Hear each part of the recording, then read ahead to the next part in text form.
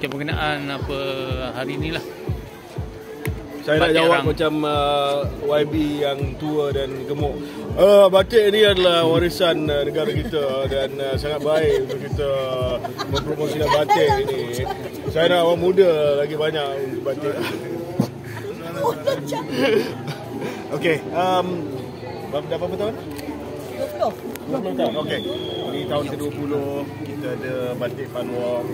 Alhamdulillah penyertaan dia masih ramai dan ini adalah satu usaha daripada Yayasan Budi Penyayang. Okey, itu dia AMFC.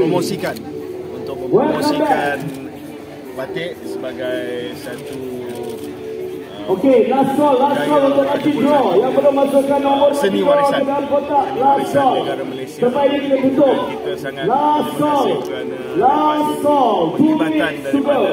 Last call. Semua lapisan masyarakat, orang muda, daripada usia yang kanak-kanak kecil, ada yang bawa bayi mereka, sampailah warga emas dan juga mereka yang turut terlibat dalam program lain di bawah Yayasan Budi Penyayang seperti pesakit ataupun cancer survivor, bekas pesakit kanser yang sudah pun alhamdulillah pulih, dan juga sukarelawan yang terlibat dalam program-program belia di bawah Yayasan Budi Penyayang. Jadi tahniah kepada Nuri, kepada Datuk Lila dan semua yang terlibat yang sekali lagi menjayakan Batik Fun Walk bagi tahun yang ke-20.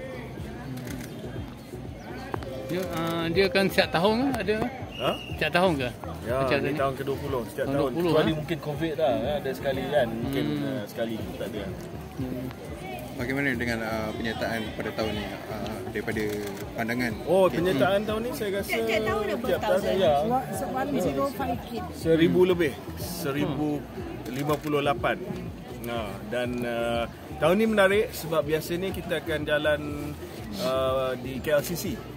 Akan jalan KLCC daripada Matic sampai ke Pusing di KLCC, balik ke Matic. Tapi tahun ni kita buat di Taman Tasik Titi Wangsa yang merupakan venue yang sangat baik, sangat sesuai, santai, kondusif, santai ya. Ya. Okey. Dari